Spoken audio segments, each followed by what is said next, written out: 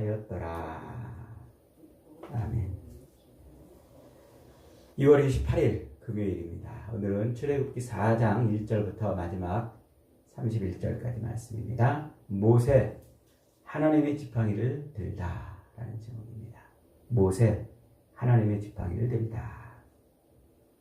출애굽기는 하나님께서 이집트의 품에다가 넣어놓으셨던 자기 백성을 다시 꺼내서 약속의 땅으로, 하나님의 땅으로 들어가게 하시는 내용이라고 그랬어요.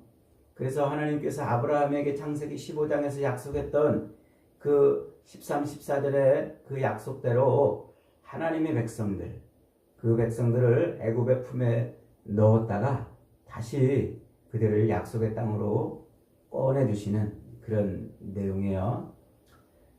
하나님께서 이 애굽의 품에 하나님의 자녀들을, 하나님의 백성들을 넣으신 이유는 크게 보면 두 가지입니다. 하나는 이 아브라함의 자손, 이 야곱의 자식들이 그 적은 숫자가 큰 민족이 되게 하리라는 이 하나님의 언약을 이루게 하시기 위해서 그래요.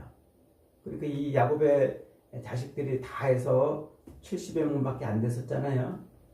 이들이 가나안 땅에서 살게 되면은 가나안 족속들에게 위협도 되고 또 가나안 문화의 동화도 되고, 이래서 하나님의 백성으로서의 정체성도 잃을 뿐 아니라 그들의 숫자도 불과 큰 민족으로 아브라함에게 약속하신 하늘의 별처럼 땅의 모래처럼 많게 되리라는 이 언약이 성취되기가 쉽지 않은 거죠. 그래서 하나님은 그 당시에 가장 크고 강력한 나라였던 그 애굽의 품에 마치 암탉이 알을 품듯 그렇게 하나님의 백성을 애굽의 품에 넣어놓으신 거예요.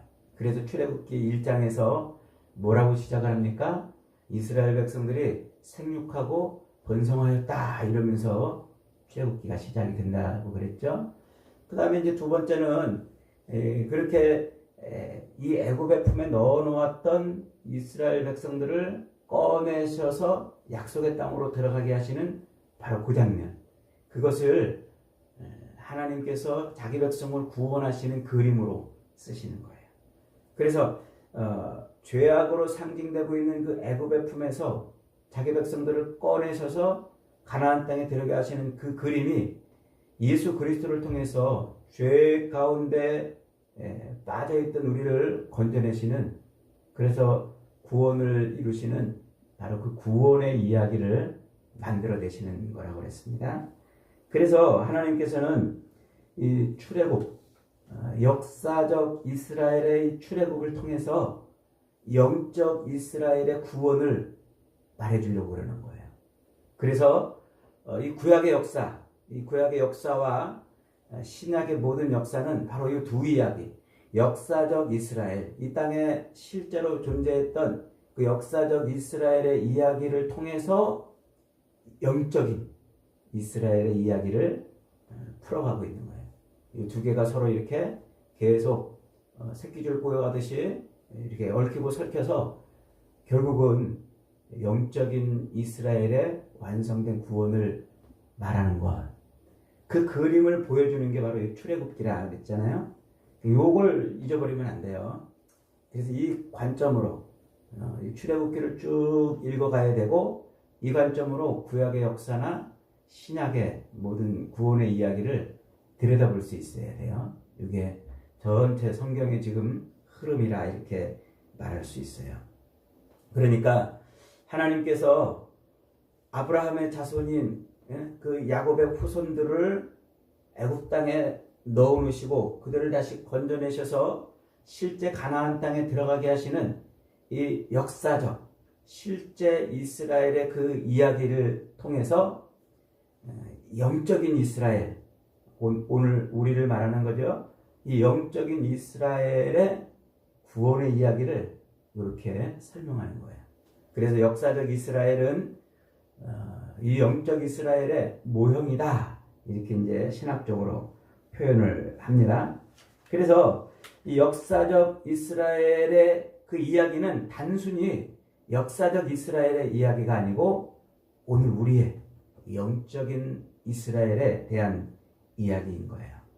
제가 지금 이 이야기를 출애굽기 시작하면서부터 계속 반복적으로 드리고 있는 이유는 이 관점이 굉장히 중요하기 때문입니다. 그러면서 이제 이것이 곧 오늘 우리의 이야기이기 때문에 그래요. 이 출애굽기 이야기가 그 옛날 이스라엘의 이야기가 아니고 곧 오늘 우리의 구원의 이야기를 지금 설명하려고 그런다는 말이에요. 성경이 우리에게 집요하게 가르치는 것 중에 하나가 뭐냐면 지금 이 세상은 사탄이 통치하고 악한 영이 다스리고 있다 이렇게 말하잖아요. 그래서 예수님께서도 요한복음 12장 31절에서 이렇게 말해요. 이제 이 세상에 대한 심판이 이르렀으니 이 세상의 임금이 쫓겨나리라. 예수 그리스도로 말미암아 세상의 심판이 이루어질 때 그때 어떤 일이 벌어지냐면 세상의 임금이 쫓겨난다 이렇게 말을 해요. 그 말은 곧 무슨 말이에요? 지금 이 세상을 악한 영이 지금 통치하고 있다 이 말이에요. 그러면서 에베소서 2장 2절에서도 그때에 너희가 그 가운데 행하여 이 세상의 풍조를 따르고 공중의 권세 잡은 자를 따랐으니 곧 지금 불순종의 아들들 가운데 역사하는 영이라. 이 세상은 지금 공중 권세 잡은 자가 통치하고 있는 그런 곳이란 말이에요.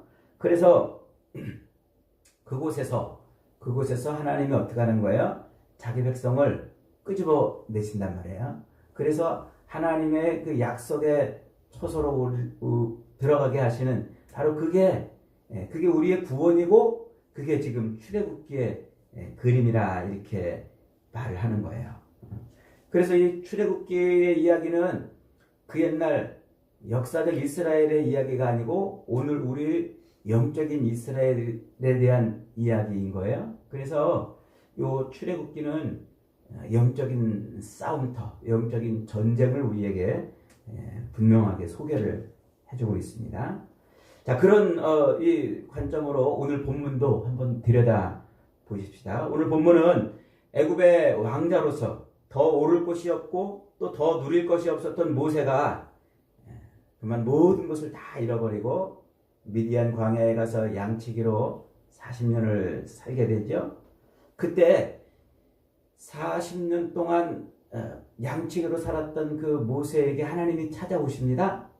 그리고서는 그의 인생을 대반전되는 인생으로 만들어주시는 겁니다.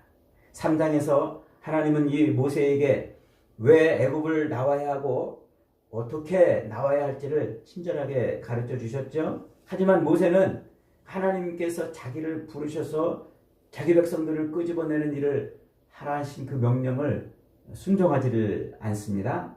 하나님은 그가 40년 동안 들고 다녔던 그 양측의 지팡이를 뱀으로 만드는 이적을 보이시고 또 손에 나병이 걸리게 하는 이적을 통해서 그가 이제 하나님이 자기를 이스라엘 백성들에게 보내셨다는 사실을 믿게 하려는 표적을 보여주십니다. 그러니까 이런 표적을 보여주시는 이유는 40년 동안 모세가 백성들에 대한 배신감과 그리고 어쩌면 하나님의 원망, 하나님에 대한 원망, 오늘 본문에는 그것이 표현되어 있지는 않습니다만 그러나 충분히 유추해 볼 수 있는 하나님에 대한 원망과 탄식이 들어있어요. 그래서 1절을 보니까 이렇게 시작을 합니다. 모세가 대답하여 이르되 그러나 그들이 나를 믿지 아니하며 내 말을 듣지 아니하고 이르기를 여호와께서 내게 나타나지 아니하셨다 하리이다 그러잖아요. 그 모세는 지금 깊은 상실감에 빠져 있는 거예요. 40년 전에 자기가 젊었을 때에 최고의 실권자로 애굽의 그 권세를 쥐고 있을 때 자신은 정말 최선을 다해서 자기 백성들을 돕고자 했었습니다. 그러나 오히려 그들에게 고발을 당하고 배신을 당하고 걸음아 날 살려라 모든 것을 잃고 도망을 쳐야 되는 어처구니 없는 삶이 되었습니다.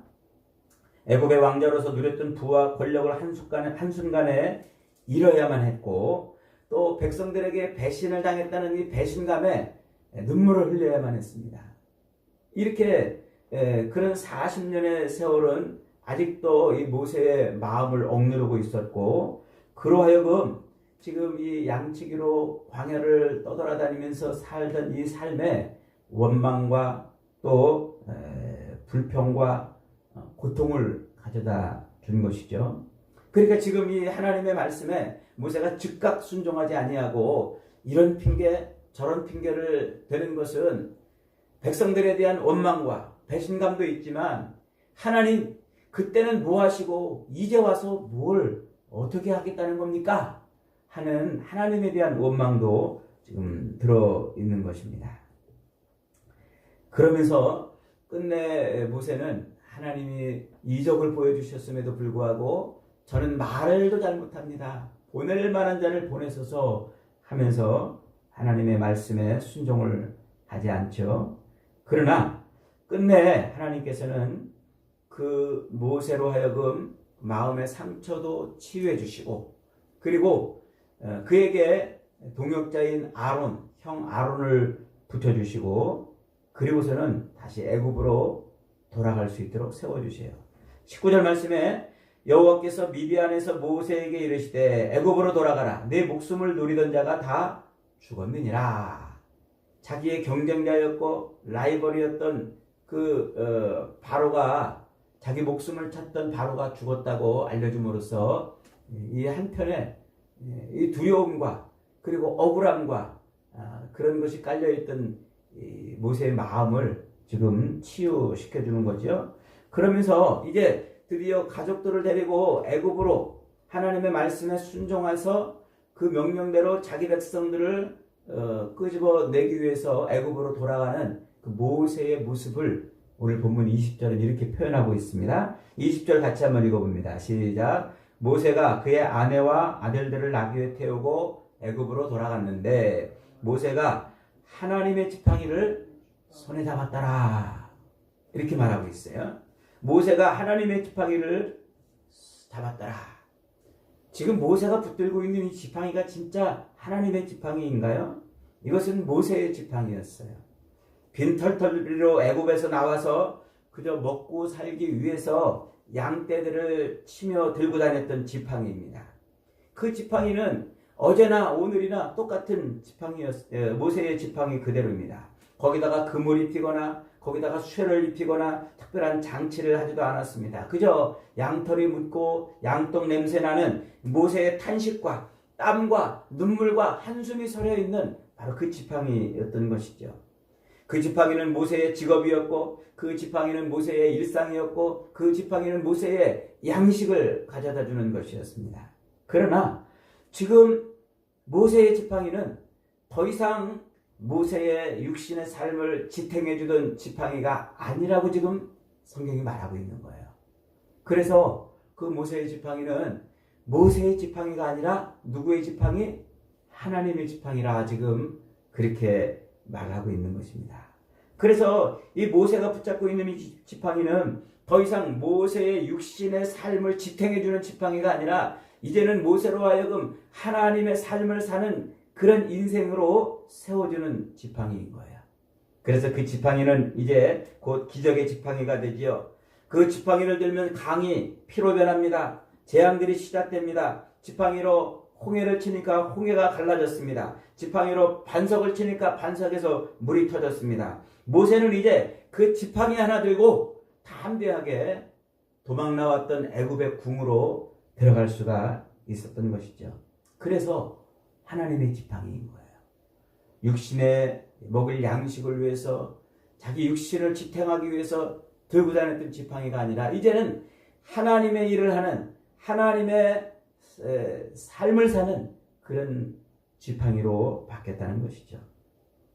오늘 본문은 애굽으로 돌아가는 이 모세의 손에 양치기 지팡이가 아닌 하나님의 지팡이가 모세의 손에 들려 있다고 굳이 그렇게 표현하고 있는 이유는 모세의 인생이 대전환이 되었다. 지금 그 얘기예요. 모세에게 변화가 일어났다는 것이죠. 먹고 살기 위해서 양치기 지팡이를 붙들고 살았던 그 인생에서 하나님 나라의 백성의 삶을 살기 시작했다는 거예요. 그의 인생이 큰 전환을 이룬 것이죠.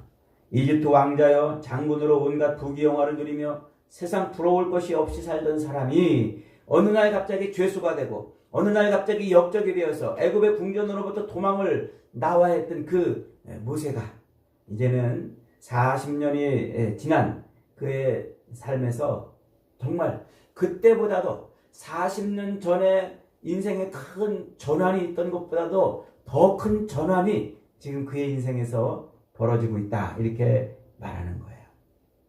여러분, 우리가 이 땅을 살면서 인생의 전환이라는 그런 이야기들을 많이 하잖아요. 어떤 사람은 사업을 크게 일으키고 승승장구하다가 질병이나 혹은 사고로 그 모든 것을 한순간에 다 잃어버려가지고 그저 빈털터리로 사는 삶을 인생에 큰 전환이 왔다, 이렇게 표현하기도 합니다. 어떤 사람은 건강의 문제 때문에 또 모든 것을 다 잃고 이렇게 인생에 전환이 왔다, 이렇게 말하기도 해요. 혹은 그런 잃었던 것을 다시 되찾는 삶을 새롭게 시작했다고 해서 또 인생에 큰 전환을 맞았다, 이렇게 표현하기도 합니다. 그러나 성경은 그걸 인생의 전환이라고 말하지 않아요. 잃었던 것을 다시 되찾았다고 인생의 전환된 인생이라고 말하지 않고 어떤 것이 생겼다고 인생의 전환이 왔다고 말하지 않아요. 성경이 말하는 인생의 전환은 뭡니까? 먹고 살기 위한 인생에서 하나님의 일을 하는 인생으로 바뀌었을 때 그때 인생의 전환이 왔다고 이렇게 말을 하는 거예요.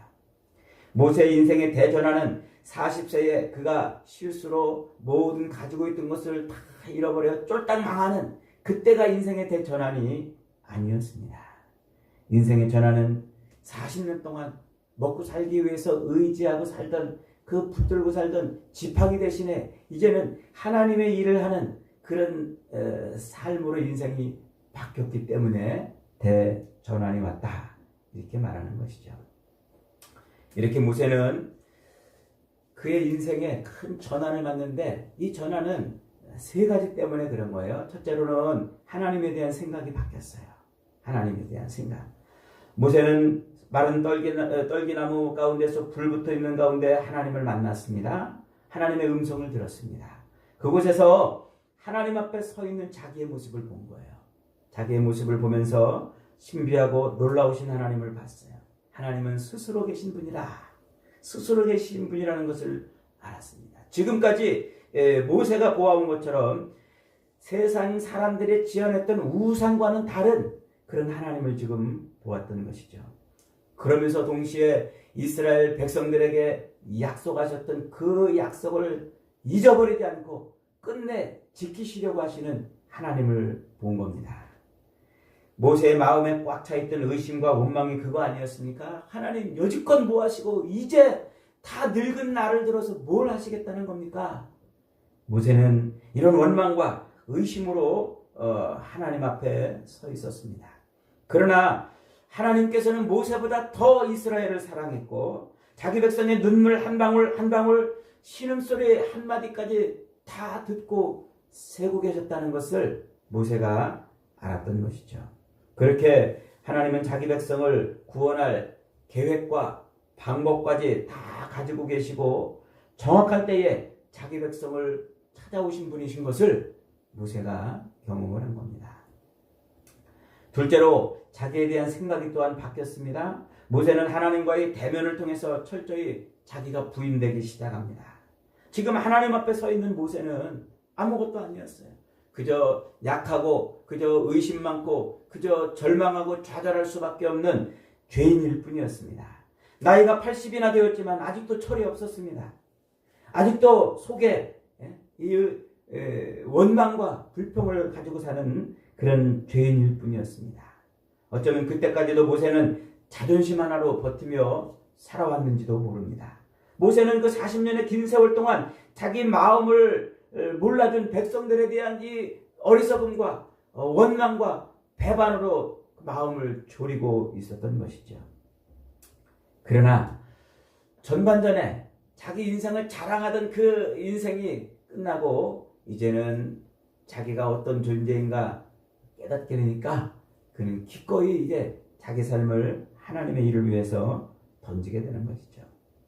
여러분, 아무리 우리가 이 땅을 살면서 돈을 벌고 또 인생을 성공시켜서 그렇게 해서 인생을 더 잘 살게 만든다고 해서 우리 인생의 대전환이 일어나는 것은 아닙니다. 이것은 우리가 부인되고 하나님의 일을 하는 인생으로 바뀔 때 비로소 가능한 일이죠. 그래서 히브리서 11장 24절로 26절에서는 모세의 머릿속에 지금 대전환이 일어났다고 이렇게 설명을 하고 있습니다. 믿음으로 모세는 장성하여 바로 공주의 아들이라 칭함을 거절하고 도리어 하나님의 백성과 함께 고난받기를 잠시 죄악의 낙을 누리는 것보다 더 좋아하고 그리스도를 위하여 받는 능력을 애굽의 모든 보화보다 더 큰 재물로 여겼으니 이는 상 주시는 이심을 바라봄이라. 모세의 모든 생각과 그 모든 가치관이 대전환이 지금 일어났다는 것이죠. 전반전의 인생은 모세는 현세 지향적인 삶을 살았다면 이제 그는 하나님을 만난 이후에 내세 지향적인 인생으로 바뀌었다는 거예요. 그래서 세상 것을 바라본 게 아니라 상 주시는 이심을 바라보았다 이렇게 말을 하고 있는 겁니다. 여러분, 우리가 이 땅을 살면서 우리 인생의 대전환은 우리 인생을 의지하던 지팡이가 아닌 하나님의 지팡이를 손에 들 때 인생의 전환이 일어나는 줄 믿으시기 바랍니다. 이 하나님의 지팡이를 의지하지 않으면 우리 인생은 아무런 전환이 일어나지 않아요. 인생의 전환이 일어나지 않는다는 것은 곧 아직도 여전히 우리는 세상 죄악에 붙들려 사는 인생이라는 겁니다. 모세는 자기 인생을 의지하던 지팡이를 내려놓고 하나님의 지팡이를 들자 그는 비로소 인생이 대전환을 이루고 하나님의 사람, 구원을 이루는 사람이 되었다고 지금 성경은 말하고 있는 겁니다. 여러분, 우리가 붙들어야 될 지팡이는 무엇입니까? 예수 그리스도의 십자가가 바로 우리의 지팡이인 줄 믿으시기 바랍니다. 우리 인생의 대전환은 이 십자가를 통해서 완성이 되는 거예요. 예수님의 십자가는 역사의 전환점이기도 했고 예수님의 십자가는 모든 인생의 전환점이 되는 거예요. 예수님이 달리셨던 그 십자가 없이는 세상에 그 어떤 것도 변화가 없고 전환이 일어나지 않습니다. 그러므로 십자가에 달려신 예수 그리스도 없이 자기 인생이 바뀌는 사람은 인생이 전환되지 않은 사람입니다. 십자가는 자기를 부인하는 것입니다. 자기의 자랑과 자기의 의와 자기의 욕심을 못 박아버리는 것입니다. 십자가는 죄가 못 박히는 것입니다. 인간이 지은 어떤 죄든지 십자가에 못 박히면 다 처리가 된다고 말씀하고 있지 않습니까? 십자가에 못 박지 않은 죄는 예외 없이 다 하나님의 심판과 저주를 받아야만 합니다. 그러나 십자가에 못 박고서 다시 기억되는 심판이나 죄는 하나도 없습니다. 그러므로 예수의 사람들은 육체와 함께 그 정과 욕심을 십자가에 못 박느니라 이렇게 말씀하고 있지 않습니까? 우리가 아직 죄인 되었을 때 그리스도께서 우리를 위하여 죽으심으로 하나님께서 우리에 대한 자기의 사랑을 확증하셨느니라. 이게 십자가에 못 박는 죄를 다 용서해 주신다는 말이고 십자가를 자기 인생의 지팡이로 삼을 때 그의 인생에 큰 전환이 일어난다는 말씀인 것입니다. 사랑하는 여러분, 예수 그리스도의 십자가가 저와 여러분이 의지하는 인생의 지팡이가 되기를 바랍니다. 육신의 삶을 의지했던 그 지팡이는 버리십시오. 우리 인생이 진짜 하나님의 사람으로 구원받은 백성으로 하나님의 삶을 살기 위해서는 우리는 이제 인생의 지팡이를 하나님의 지팡이로 바꿔야 돼요. 십자가를 인생의 지팡이로 삼을 때 그때 우리는 기꺼이 하나님의 일을 할 수 있는 사람이 되는 것입니다. 저와 여러분의 삶에 이런 은혜가 있기를 바랍니다. 예수 그리스도의 십자가가 저와 여러분의 인생을 바꾸는 대전환의 십자가가 되어서 하나님의 백성들을 구원해내는 그런 멋진 일을 행하는 복된 인생들이 다 되시기를 주님의 이름으로 축복합니다. 아멘.